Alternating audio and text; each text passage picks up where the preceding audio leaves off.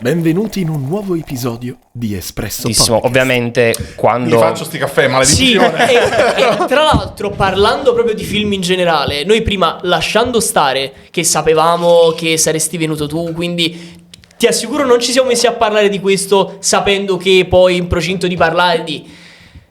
Ci siamo messi a chiacchierare tutti e tre, uno, due e producer.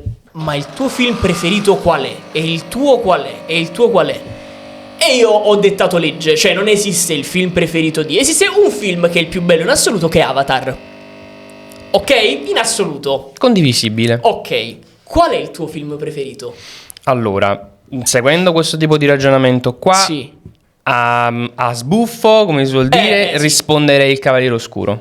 Porca miseria, sarebbe... È nella mia top 3 sicuramente. Che Perché bello Il Cavaliere Oscuro. sono un batmaniano sfegatato. Sì. Cioè faccio schifo, nel senso io non ho nulla di memorabilia come nerd eccetera, ma tutti mi regalano roba di Batman. Fanno bene perché sono un azzeccato ai fumetti, lo seguo, è l'unico fumetto che non smetto mai di fare.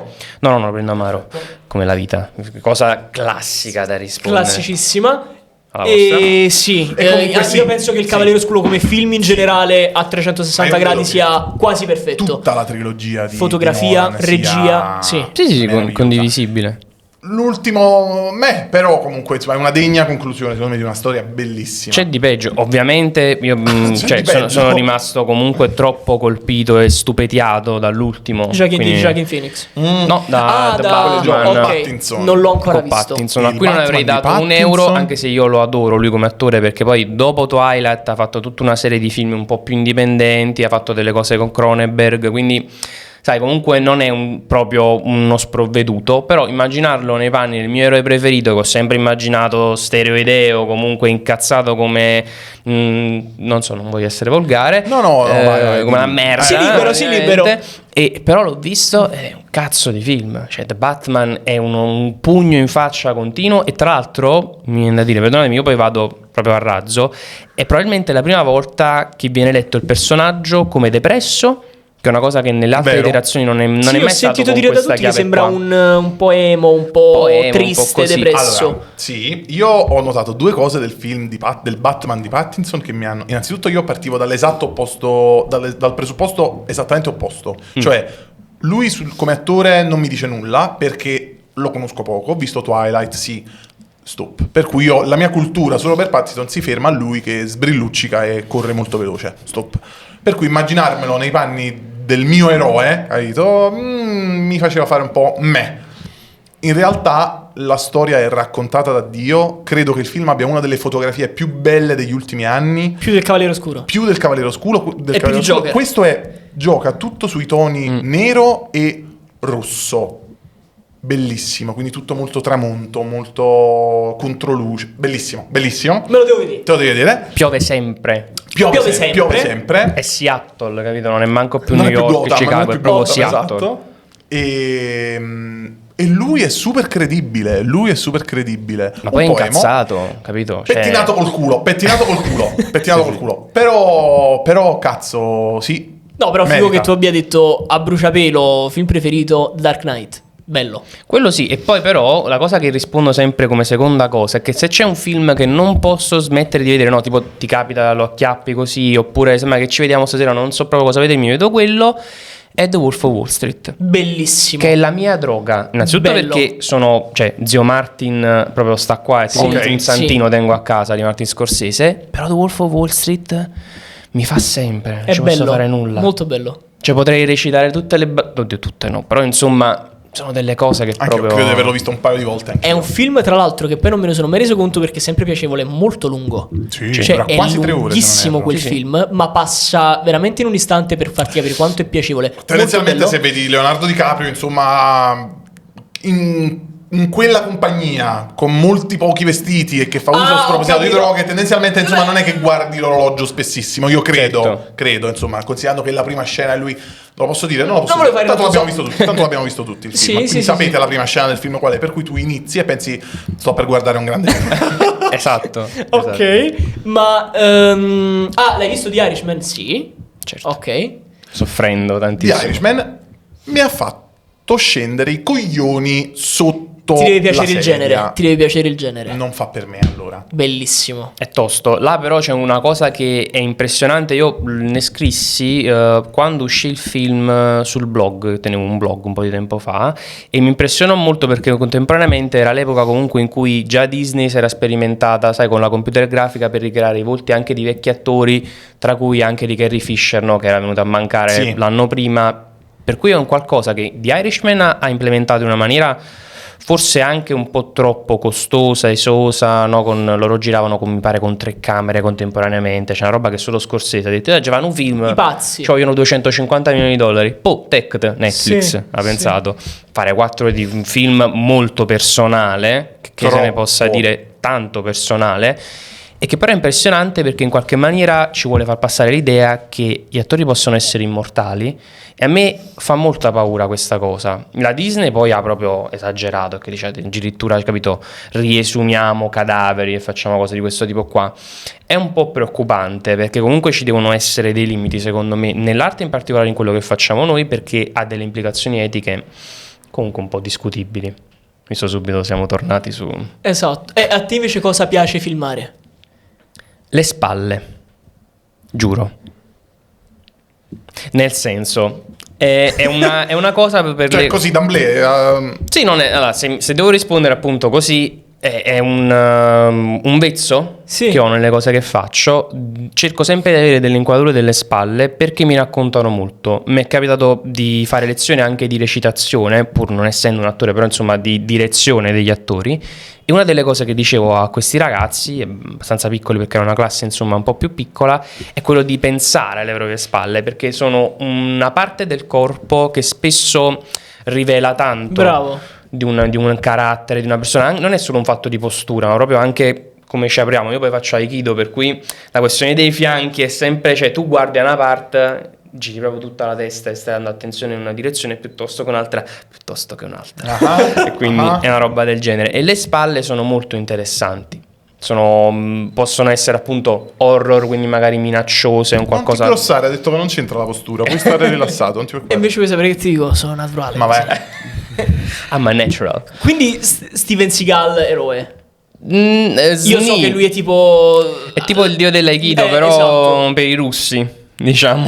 Ok, non tanto realistico. In realtà dipende da alcune scuole, perché là, come tutto, diciamo, sai, come dire, il decor giapponese, per cui tutto quello che riguarda anime, manga, ispirazione nipponica, ci sono varie scuole di pensiero. Perché è una nicchia loro. Solo Perché è loro una devono nicchia fare. loro, e tutti quanti, è un po' alla Game of Thrones, ci sono le fazioni, le casate, per cui quando parli di Aikido non esiste l'Aikido, non esiste la scuola di Wama, che è quella che faccio io, esiste l'Aikikai, che è un'altra scuola ancora, esistono quegli altri apocrifi così, e così come Mamma mia. nell'Aikido. Questa è una figata però. Sì, è molto interessante perché loro sono dei tradizionalisti, conservatori, pazzi, frustrati, mi verrebbe da dire, che quindi trovano 1000 modi di esprimersi, però di rimanere dentro una sorta di nicchia. Perché pazzi? Io penso che sia bellissimo invece. Io li adoro. Però sono Credo che pazzi. sia, cioè tutta questa gamma insomma diversa di sfumature per poter magari per poter magari fare lo stesso sport, la stessa disciplina in questo caso,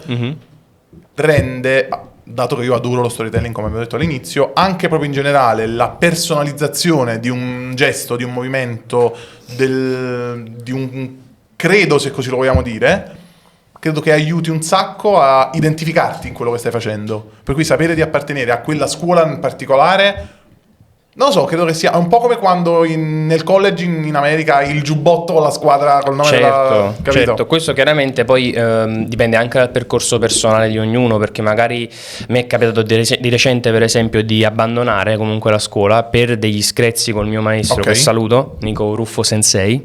Ok. Perché non ci troviamo da un punto di vista umano, ma più che umano è una questione proprio di, come dire, discrepanze proprio nella vita. In particolare abbiamo avuto dei problemi perché ero tornato dal Covid, tutta una serie di cose che non mi erano piaciute, ci siamo dovuti confrontare, e però pur trovandomi una persona che aveva delle convinzioni rispetto al lato del quotidiano diversissime, una delle cose che mi ha detto è stata: sì, ma noi possiamo essere in disaccordo quanto vuoi tu, però se rispetti il mio insegnamento sul tatami e non ti vuoi privare praticamente di quello che può darti la disciplina a te personalmente, cioè tu puoi rubarti l'aikido, che è un concetto che ha un termine in giapponese, lo usano molto nel judo, cioè non si insegna l'arte marziale, ma si ruba guardando l'altro. Quindi tu guardi il sensei e carpisci delle cose. Figo. È una cosa molto molto figa, poi ovviamente tutto con dei termini specifici, Chiaro, sì, capito? Una roba... E l'aikido cos'è? L'aikido è l'arte dell'amore, giuro. Molti la definiscono così. Sì, è un... L'amore per l'universo. È la scoperta dell'universo. Ah, volevo dire una cagata, ma... Per ora sei il personaggio, quello che mo ci vuole, nel manga figo, che arriva, sai, in controluce con la nebbia che appare Sei così. Ace, Sì. Rompe Marineford, Spiega ok. meglio questa cosa che è bellissima. Allora, praticamente l'aikido, ovviamente mi scuseranno, anzi mi corrigerete, come disse il Papa, se faccio insomma qualche bongola e dico qualche cazzata, però da quello che ho capito io, l'aikido è un'arte marziale che non prevede il combattimento, quindi non è uno scontro con qualcun altro, ma è una pratica. Si potrebbe dire che è più una pratica marziale più che un'arte marziale. E è l'arte, molto da virgolettato, dei samurai. Ok. Quindi se pensate a tutti i samurai famosissimi che insomma i bushido, quindi i guerrieri eccetera, che oltre a studiare l'arte in generale, quindi la pittura, la poesia, la filosofia eccetera, poi praticavano arti marziali, e l'aikido è quell'arte marziale là, è un misto tra il judo, non ha nulla del karate perché non ci sono colpi veri e propri, ed è tutto volto all'armonizzazione. Il simbolo, per esempio, della nostra scuola, che poi in realtà viene mutuato in tutte le altre scuole, è quello di un po' come i doni della morte, un quadrato dentro un cerchio, dentro un triangolo, insomma, Ok. forse l'ordine è diverso, però è tutto votato all'armonizzazione, per cui io e Luke, il mio praticante, sono Tori, quello che pratica, Uke è quello che riceve la tecnica, mi aiuta a fare la tecnica. Che vuol dire? Non è che sta moscio, ci sono delle scuole che sembra che fanno balletto, se vedete i video online sembra che volano, piroettano, e infatti c'è questa misconception che l'aikido appunto è una danza, come dice Totti, che da oggi si dice danza. Certo. Esatto. E invece c'ha molto a che fare con le leve, è un qualcosa di tosto. Per esempio la scuola mia parte da una base molto dura, per cui tu devi proprio fare le leve, devi sfruttare anche il peso dell'avversario, ma l'importante è che tu non faccia male a lui ti permetta di praticare la tecnica e che non vi facciate male. Quindi, cioè, c'ha buffame mazzata, però con il rispetto per l'altro, in modo che nessuno si rompa nulla e soprattutto che impariamo le tecniche. Certo. È molto particolare perché pure io sono entrato lì tra l'altro perdendomi, perché io cercavo, allora era una vita che non facevo attività fisica, ho detto no Francesco, fai schifo, sei una palla in sogno, mi fa qualcosa. Vai in una palestra. Vai e parti. Però la palestra mi rompevo i coglioni, ho fatto mille sport, non mi è mai piaciuto nessuno. Vado a cercare un posto dove fare yoga oppure dove fare pilates, quindi tipo sessantenne. Ti è andata bene con l'aikido allora. Esatto. Non me ne vogliono insomma tutti quelli che fanno pilates, però... Aiutano comunque a mantenere la telecamera in mano per ore così, senza che la schiena Esatto. ti si faccia 350.000 parti. Quello giusto? o un easy rig. Ah, sì. Prima o poi mi Non ho costruirò proprio da idea solo. di cosa state Sì. parlando. Beh, abbiamo esordito dicendo Hai ragione. tecnici. Lo e yoga cose, costa no? meno. E dicevi... Dicevo, oddio, mi sono perso cercando queste palestre. Ne ho trovata una, tornando a casa mi perdo e dico, ma qua non c'era una palestra, ma entro in su Vicariel, ma là stavano in insegna. Comunque entro in un garage, dojo. Vedo sta gente particolarissima, non riuscivo a capire bene che lingua parlassero. Sempre ero vicino a casa, quindi comunque portici, però ogni tanto si aprono dei mondi in quella città. Certo. E mi diceva, no guarda, tu puoi provare karate, Giapponese judo. parlavano. Esatto. Giapponese, ho capito. Geruz, capito? Ah, sì. Tanto su un giapponese che si chiama Ciro, dopo vi racconto un altro fatto, che fa il pizzaiolo. Questa è una nuova sceneggiatura di O Karate Kid. Esatto. O Karate Kid, Esatto, giusto? Sì. È un continuo, purtroppo funziona male, non ci posso fare niente. Mi perdo, questo mi fa, puoi fare karate, puoi fare judo, puoi fare questa cosa, oppure puoi fare aikido. E mi è partita, sai, proprio di recente, poco prima di iscrivermi per fare aikido, avevo scritto una sceneggiatura per un videoclip di un finto samurai. Poi abbiamo realizzato nel 2019 il brano dei Drachma, una band di amici miei che fanno musica elettronica. Il brano si intitola Here. abbiamo girato appunto questa cosa di questo tizio che si finge un giapponese, è convinto si finge di essere un samurai e vuole fare il supereroe, ma le prende mazzate. Ok. Quindi già stavo mentalizzato in quella maniera là. Mi dicono, guarda, c'è l'aikido eccetera, e crea l'aikido, va a vedere a spada.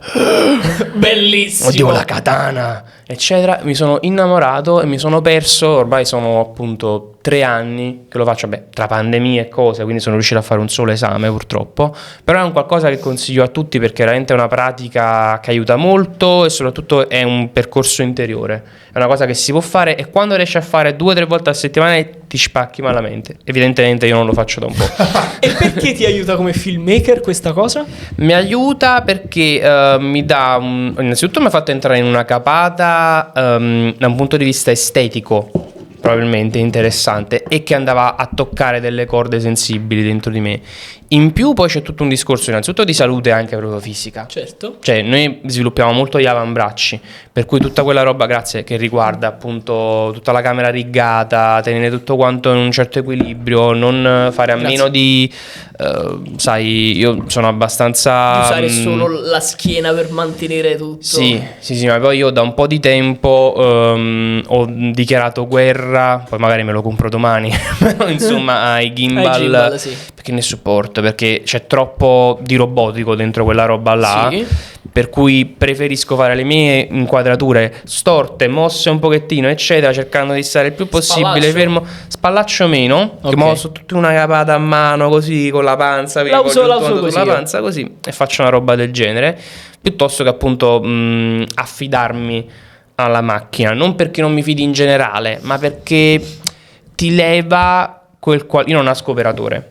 Quindi ok. mi sto diciamo un po' ambientando all'idea perché devo faticare, quindi faccio anche Infatti ti stavo per l'operatore. chiedere cosa fai su un set solitamente. Sui set in Regia. generale poco, nel senso che io ho un problema, nel senso che nonostante possa raggiungere dei set, l'ho fatto anche e soprattutto grazie a mia madre, che trovandosi insomma a lavorare su set importanti eccetera, magari qualche volta l'accompagno Facendo teatro? facendo cinema. Ah, ok, tua Che madre fa mia anche madre cinema. fa cinema, Ok. soprattutto negli ultimi anni, soprattutto cinema. Ok. Si è sentito un sacco tutto questo risucchio. È molto SMR, secondo me piace. vero. Esatto.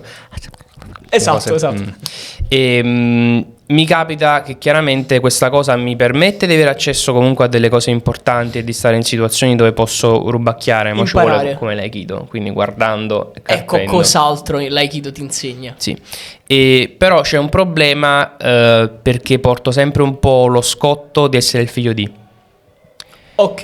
E quindi Posso chiederti domanda fatidica? Vediamo, perché forse sto pensando la stessa cosa. Vai. Dillo tu, non voglio No, fare dillo, brutte dillo, figure. dillo. Sai, per chiedere... Scusa, ma chi cazzo è tua madre? Cioè, sì, questo sì, è sì, esatto. sì. ok, mia madre è Nunzia Schiano, quindi la mamma di Benvenuti al Sud. Ok, perfetto. ok. Perfetto. Ok. Dicevo io, teatro, cinema, vado sui set, così. Ok, per forza dovevi avere una madre o un padre, insomma, di un certo... Virtuosi. No, livello... Conosciuta, cinematografico, diciamo così, che ci insomma, tengo a attoriale. precisare, non è la madre di Siani. Io non sono il fratello di Siani, ok? Sono questi 1800 leak, cioè leak, fosse una cosa tipo da Hollywood. Forse perché tua madre ha fatto la madre La di parte Siani. più madre di una di Siani. volta, per cui sai, esce fuori a cadenza semestrale, ecco la mamma di Siani, Alessandro, così. Su Wikipedia esci come fratello suo smarrito. Non è vero, capito? Cioè, sfatiamolo questo fatto che non è così. Anche perché mia mamma proprio aborre tutto quello che è tecnologico. Per cui, nonostante l'abbia costretto a fare Instagram, bene, a santa fare donna. Facebook per bene, per fare delle pagine insomma importanti, comunque poi dice: ma che già fa? Che lo può asciutare così? No, devi smentirlo. Cioè, se ti rompe i coglioni sta cosa, devi smentirlo subito. Non è la madre di Siani, non sono il fratello di Siani. Però, tornando al discorso, chiaramente ho la possibilità di propormi su alcune cose. Il problema è che anche solo, cioè non facendolo, comunque c'è sempre un Ho po' capito. quell'etichetta là. Sì. Per cui io lo vivo in difficoltà. In più, non mi piace molto l'idea di fare l'assistente, non perché lo trovi un qualcosa di sminuente, ma perché non vorrei ritrovarmi a fare l'assistente a vita. Allora, per Ma hai quanto fatto il sia... runner? L'ho fatto per alcune piccole cose Ok. e ho dato una mano, e non è un qualcosa che non mi piace, però a me piace raccontare le storie, cioè piace proprio partire. Non è il Non è tuo. il mio, nel senso che sarei molto frustrato. Non reggerei molto. Certo. Perché non ce la faccio. Poi avendo prodotto tante delle mie cose fin dall'inizio. Ma mi capita per esempio su dei lavori più su commissione, proprio come operatore eccetera, non ce la faccio, c'è proprio quel prurito che tipo Perché quando le sei cose già partito da, quindi quando sono prodotte male, quando sono organizzate male, allora fin quando tu mi vai e basta, finisce là, io mi tappo tutte le frustrazioni, ne parlo con i colleghi e gli amici, fine là. Quando però c'è anche un qualcosa di creativo e questa qualcosa viene inficiato dagli errori in produzione o comunque da una scarsa organizzazione di quella roba là, ci sto male. E siccome voglio fare un percorso probabilmente difficile, comunque insomma di creare storie mie, tra l'altro probabilmente piano piano sto un po' accettando l'idea di scrivere meno e girare di più come regista, che è una roba che il retaggio insomma di voler scrivere le proprie cose eccetera, però ecco, sono anziano e mi sono perso. cazzo, però ti ci vedo tantissimo come regista. Ma è quello che voglio fare, io non ce la faccio. Guarda, mi è capitato sabato scorso, senza fare nomi, abbiamo girato uno spot per una palestra, che in realtà non è manco per una palestra ma per un prodotto di pulizia per le palestre. Ok, quindi roba molto quanto specifico. Ok. Sì, cercando di non fare nomi, non fare cose. Certo. Ora l'attrice modella / influencer che ha partecipato a questa cosa, carinissima per carità eccetera, però c'era stata proposta come appunto in grado, no, interfacciarsi, abbiamo scritto uno script, quindi insomma era un video informativo quello che stavamo girando, quindi sai, mi aspettavo che stiamo parla al microfono, a posto. No, ma proprio queste cose non le ho mai fatte. In che senso, scusami? Che non le aveva mai fatte. Questo vabbè, sempre per gli errori Io ti ho chiamata apposta. Sì, vabbè, questo è un altro discorso. Ho già detto troppo, vedi che poi non mi tenga niente, Ok, pure il mio ok, problema, ok. mannaggia a me. E però, nonostante tutto ciò, io mi sono messo là con pazienza e l'ho fatta recitare nella maniera migliore che poteva, vista la E situazione, quello ti è eccetera. piaciuto? Ha funzionato. Mettiamola così. Però è una cosa, cioè se devo dirti proprio un dono innato, perché ho sempre avuto a che fare con gli attori, una razza bastardissima gli attori, ok? Perché? Che sono terribili. Sai Non cosa farlo diceva? sentire a tua madre? No, io lo dico continuamente, anche quando l'ho diretta, perché il primo corto l'ho fatto con lei protagonista, era un mezzo horror tra l'altro. Ah, ecco. E li ho sempre trattati male, bonariamente. C'è una cosa che diceva sempre zio Alfredo Hitchcock, Ok. ovvero che gli attori sono carne da sono bestiame, sono carne da macello, una roba Sentita del questa genere. cosa. No, mai io. Non è la Sempre prima trattati volta. molto male, soprattutto le bionde lui, c'ha un po' di fissazioni purtroppo.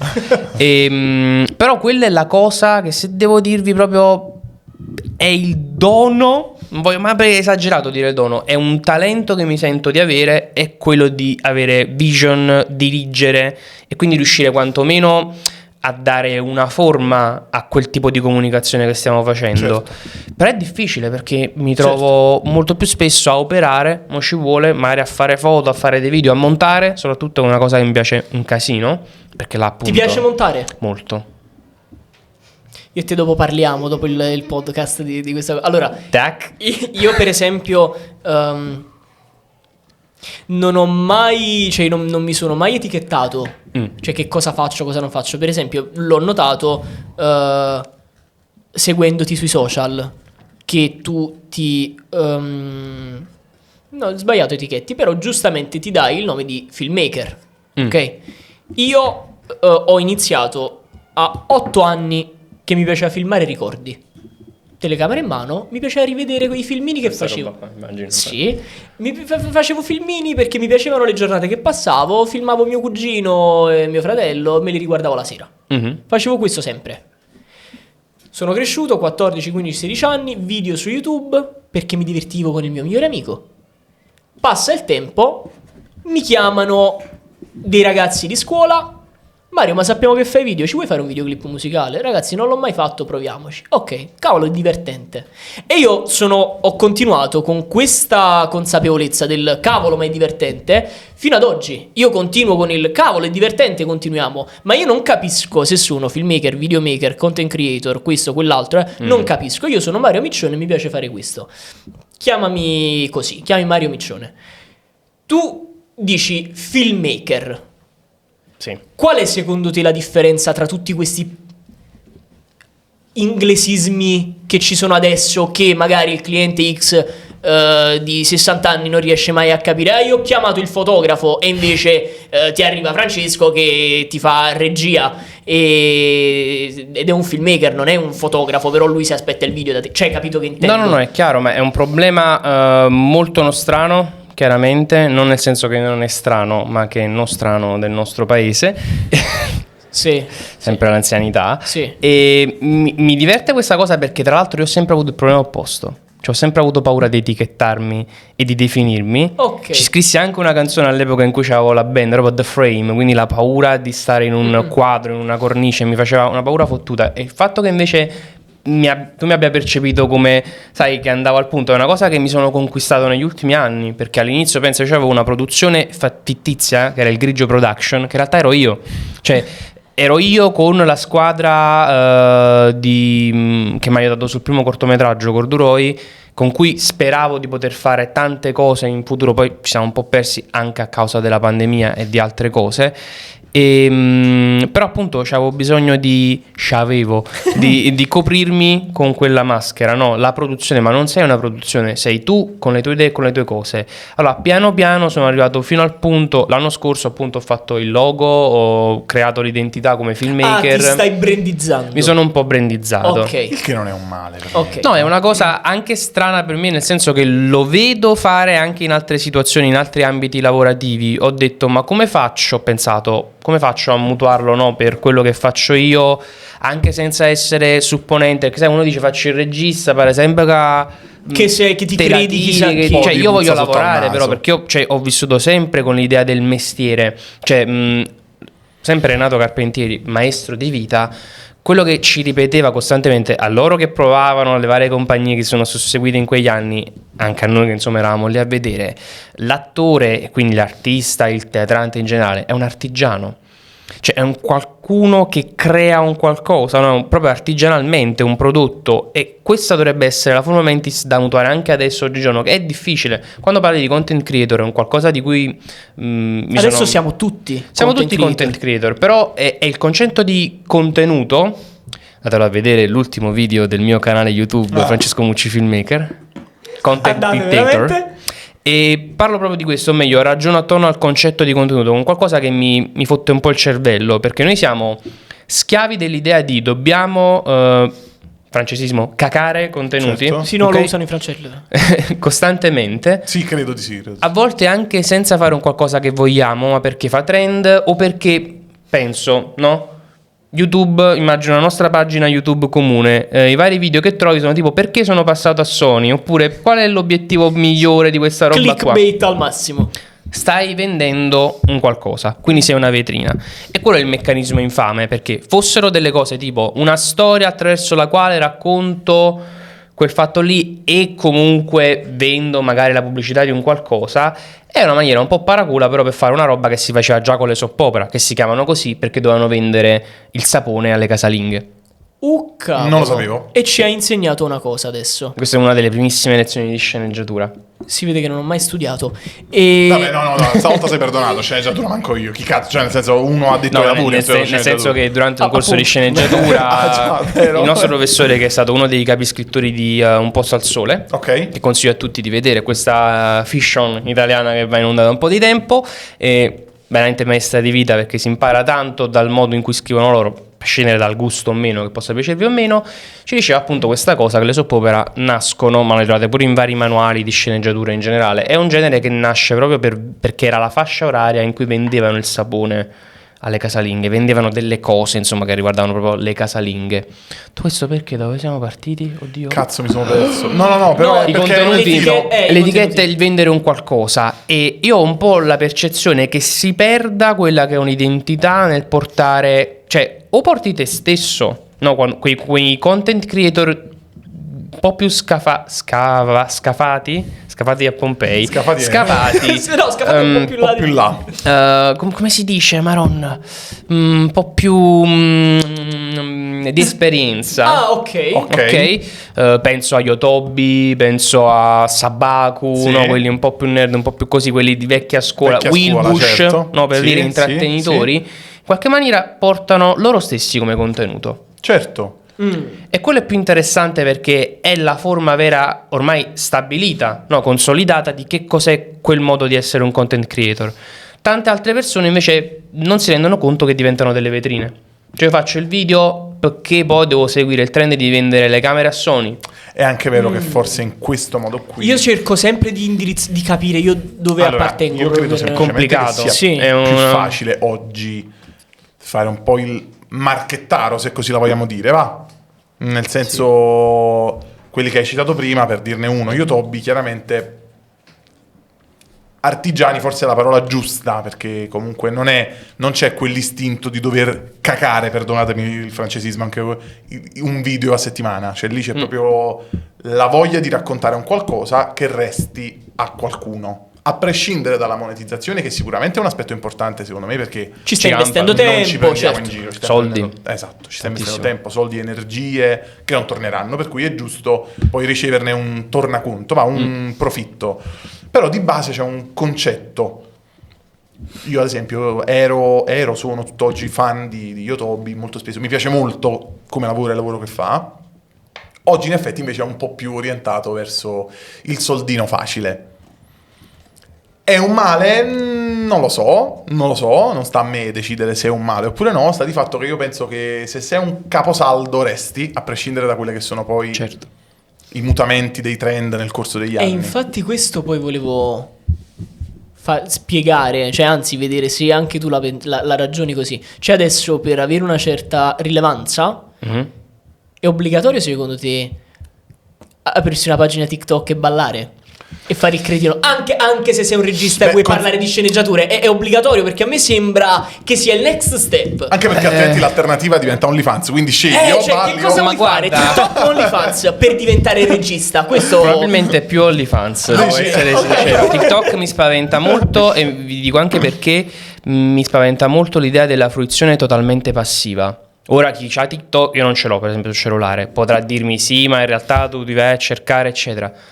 Tu apri, io quando l'ho visto utilizzare, apri l'app e passano Scrolli. cose. Che è una cosa che già faccio su Instagram, perché cioè, mo ne parlo così, sembra che sono un vecchio bacucco. Io sono totalmente schiavo della dopamina, di quella roba Certo, là. certo. Mi addormento guardando 1000 video, dico no, devo trovare quella cosa Sì. che mi darà la gioia di andare a Sì. dormire e di risvegliarmi domani. Però TikTok mi spaventa perché tu non sei presente in quel momento. Ed è una cosa inquietantissima perché Per non fai una rubare ricerca. l'anima da Quando ero tele- piccolo Cazzo, andavo a ragazzi, cercare le non l'avevo mai cose vista in questo modo. però Vero. è così. È molto spersonalizzante in effetti. Prima dei social, io quando ai miei tempi praticamente non ci esistevano quando queste si giocava cose. a pallone in mezzo alla Esatto, strada. male perché Male, vabbè, chiaro. però ti andavi a fare le ricerche che erano un qualcosa di molto più interessante, cioè tu per arrivare a quel contenuto, chiamiamolo così anche se ante litteram perché non era ancora definito come un contenuto, andavi a cercare una pagina web, andavi a vedere i risultati da WWE, dovevi andare per forza sul sito tutto wrestling eccetera. non solo, il pensiero arrivava per prima dalla tua testa. Adesso Esattamente. invece è il telefono che ti dice tu devi guardare questo perché lo sappiamo cosa ti piace e ti mette Certo. tutto davanti. Anche lì, tra l'altro, l'altra cosa inquietantissima perché l'algoritmo fa ragazzi, paura. io non voglio essere, come si dice, un Complottista. un Elon Muskiano dell'ultima ora, però il fatto di provare a comprarsi Twitter e rendere open source l'algoritmo è un qualcosa di epocale, se mai ci riuscisse, perché appunto lo stanno contrastando, non è l'eroe della patria, eccetera, però è un qualcosa che cambierà un po', farà uno shift in quello che è il paradigma attuale perché Perché a detta sua lui vuole la libertà di parola. vuole la libertà, che poi va a capire che Certo, che significa, significa. eccetera. Però l'algoritmo è un qualcosa di inquietantissimo perché effettivamente sono formule matematiche. È vero che poi ci prende perché tu vai a vedere un video, quindi evidentemente in qualche Funziona. maniera funzionerà. Però di fatto c'è sempre meno la componente attiva di questa cosa. YouTube mi piace molto per questo, perché comunque è rimasta quella roba là che tu ti vai a fare la ricerca È perché vuoi vero. vedere quella cosa lì. È Anche vero. se poi ti propinano tutti i content creator di fotografia, allora tutti quanti ti sei visto una scala pentatonica, tutti i content creator di chitarra elettrica, tutti quanti Però di assieme, base eccetera. la ricerca te la fai. Te la fai e parti da lì. Instagram secondo me funziona solo ovviamente per le nudità o comunque per i corpi, cioè veicolare un qualcosa attraverso il corpo è una cosa che l'algoritmo premia ancora. Sì. Se io mi mettessi con un poco di décolleté Sì, quando faccio le foto, Sì. sicuro la gente me ne avrei più. 100-100. La prossima volta prova a metterti così con una telecamera in mano, vediamo che Che succede. succede? Io il like ce lo metto. Sì, sì.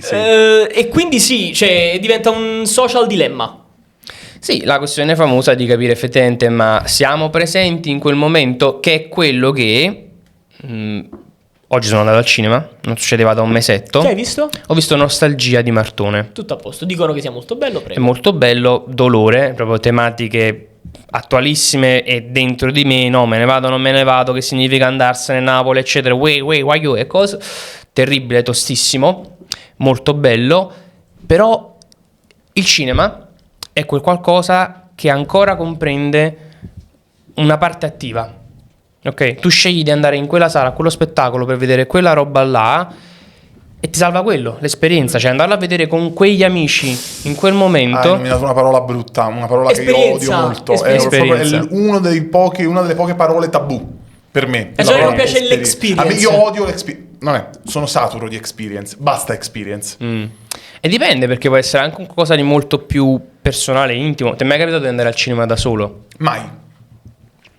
Come questa avventura mistica? Te lo dico io, non so mai andato. Sai com'è? Sì. È un'esperienza. No, però lui odia la parola experience, spiega. No, aspetta. Perché è diventato tutto experience. È il branding experience. Un attimo. Infatti, mettiamo i puntini sulle i. Io non odio l'esperienza. Io odio l'inflazione che si è fatta della parola esperienza. Perché manchi di resilienza. Dici? Bellissimo, Vero. bellissimo. Probabile, molto probabile. Prossimo molto tatuaggio, probabile. prossimo Il prossimo tatuaggio. Qui. No, Ok. experience. No, vi giuro, veramente. Cioè, Fin troppo. mettiamo pistacchio ovunque, era diventato un experience ormai. È come dire, ma in Basta. che ambito lavori? No, nel food. Dai, vi ma prego, fanculo, fai pizza. Basta, Lui dice che fai un pizza. pizzaiolo, capito? cioè, vi prego, per favore, un po' di onestà.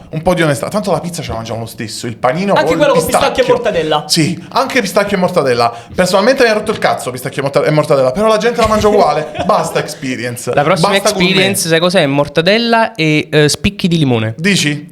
È molto buona. Non se la si Proviamoci. facesse, è molto buona. Ma è vero, non stai prendendo Sì. per il culo. Spicchi di limone. Oh, siamo trendsetter qui a Espresso, eh? Bellissimo. Però con la scorza. Con tutta la La scorza. fetta intera, proprio la fettina. La scorza. Asco. Perché proprio. sgrassa. Esatto. E- Esatto, per quello è il motivo. Sì. È molto particolare. La fanno nella sua Monte di Dio. L'ho mangiata lì. Si mangerà mortadella e Cazzo, limone. fatto pubblicità. Bravi, vedi? No, lo bippiamo. Va bene, basta. va bene. Posso dire una cosa seria? Sì. Oltre a questa, cioè, a prescindere dall'experience, non mi piace fare sempre il bastian contrario della situazione, cioè la voce fuori dal coro, però insomma, credo che il bello di Espresso sia anche questo. Io la fruizione passiva di TikTok, dei social, dei cookie, questi famosi cookie che noi lasciamo in giro, tipo Pollicino, che ci lasciamo queste briciole un po' in qualsiasi pagina visitiamo, la apprezzo. Perché? Perché io credo che sia comodo da un punto di vista esclusivamente utilitaristico. Cedo volentieri la briciola nella pagina web, il cookie, insomma lo accetto volentieri, quindi lascio volentieri il mio dato se il mondo è in grado di propinarmi qualcosa che già so che mi interessa e non ho necessariamente bisogno di spulciare. Quindi da un punto di vista pigro, da utilizzatore quindi medio dei social, lo apprezzo. E infatti, questo mi ha fatto pensare, se invece non sono i social ad essere sbagliati, ma siamo noi che dobbiamo essere educati ad utilizzarli? Assolutamente sì, è il problema della democrazia. La democrazia come concetto è il più grande accomplishment, no? Degli ultimi 200 anni, ok, da quando sono finiti i grandi imperi. Il problema è che la base della democrazia è il fatto di riuscire a non educare, ma dare i mezzi alla popolazione per essere fruitori. Anche il capitalismo di base non è sbagliato, se però noi siamo in grado di... Ragazzi, se il 50% degli under 15 non capisce ciò che legge, che è una ricerca Istat che è uscita di recente, siamo uccisi, perché poi gli under 15, ma perché gli over 50... che stanno ancora là e non sanno leggersi una bolletta, non sanno avere a che fare con la propria economia e tutti questi ambiti qua. No, mea colpa, faccio parte di quei over 50. Non sono over 50, ma faccio parte di quei over 50. Però va bene, nel senso che è proprio lì il problema. Ma perché sono l'educazione. pigro, siamo tutti pigri. È sbagliatissimo, perché mentre sei pigro c'è qualcuno che è sveglio. È bello sapere, vero. Però è bello sapere che c'è qualcuno che lo fa per Vabbè, lì è darwinismo. Lì andiamo avanti così Sì, per... da una maniera Pezzo di cinica merda, a me di- non mi estinguo perché io vivo in un sistema civile in cui vaffanculo c'è qualcuno che calcola quante tasse devo pagare, che sa leggere le mie bollette e che fa i conti al posto mio. Sono un pezzo di merda pigro? Probabilmente sì, però così è, nel senso amen, così sia. No, però è una questione di un'altra parola, insomma, abusatissima, però quanto mai attuale e che poi non trova riscontro nella realtà. La consapevolezza is the key, ok? Cioè avere consapevolezza di sé, puoi anche essere ignorante, ok, in senso lato, ma ci sono tante persone, un tempo, se tu non sapevi dire un qualcosa, un concetto, un po' ti vergognavi, no? E quindi in qualche maniera c'era un rispetto per chi ne sapeva in più di te. Adesso sembra che chi sa è sbagliato e va punito in qualche maniera. Sì. Per cui diventa proprio complicato anche veicolare delle cose. A me capita, quando mi è capitato di insegnare, soprattutto ai più piccoli, c'è un gap enorme, ma proprio a livello comunicativo, una cosa che mi straziò il cuore. Feci un corso di canto corale, una scuola media, era un comprensivo, quindi erano prime, seconde e terze, e facciamo un coro al pomeriggio.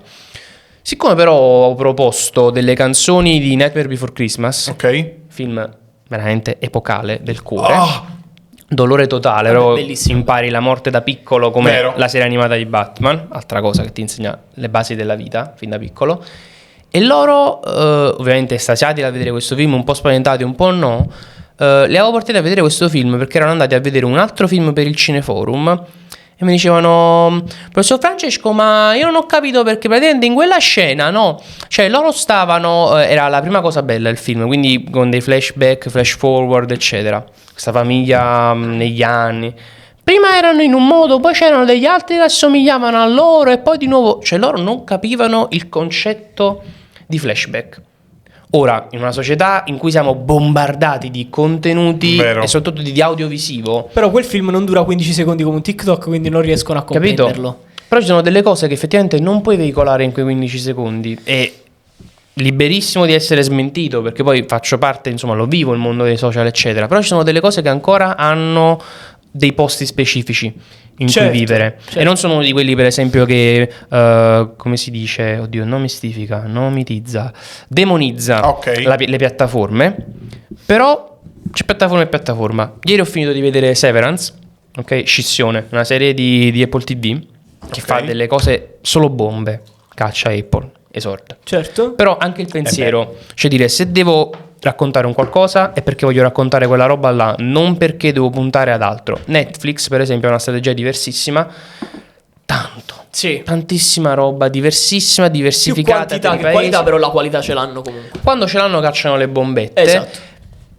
Là invece c'è un altro discorso. Apple, per esempio, caccia solo contenuti super forti perché chiaramente è più settorializzato. Sono pochi spettatori a cui devi proporre il top del top con super registi, super Sì. attori e super cose. Però tu senti di star ascoltando una storia che vale la pena ascoltare. Che è quello Vero. che fanno le grandi serie, Ma è Breaking vero, Bad, The Walking vero, vero. Dead. Questo è un problema di tutte, secondo me, tutti i grandi bacini d'utenza, quello di cui parlavamo adesso praticamente, cioè il voler accontentare. Ne stavamo tra l'altro parlottando poco prima, insomma, Sì. tu giungessi qui stasera. Il fatto, ad esempio, Netflix sia, parere personale, chiaramente quello che sto per dire, sia un po', come lo vogliamo dire, non sceso, forse non è la parola giusta, sia un po'... perso Si è di- appiattito. Esatto, È è un po'. il voler essere troppo politically correct e soprattutto il voler accontentare tutti. Vero, se la piattaforma streaming con più utenza al mondo lo sei stata nei passati 3 anni? Sì, Ancora per 3-4 poco. anni, esatto.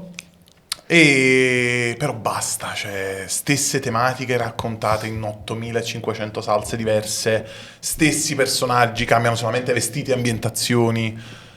Sì, sì, C'è ma poco anche... raccontare storie. Credo che, ad esempio, Stranger Things, abbiamo detto prima, sia uno ancora delle poche perle che si salva. Porca Lì, miseria. lì vedo il raccontare qualcosa. Lì come- non possono cagare, cioè là devono Esatto. per forza andare Come è stato, con ad le esempio, bombe. Breaking Bad. Quando uscì Bird Box fu fantastico, la- idea geniale, bello. Beh, geniale parolone. Bell'idea, molto bello.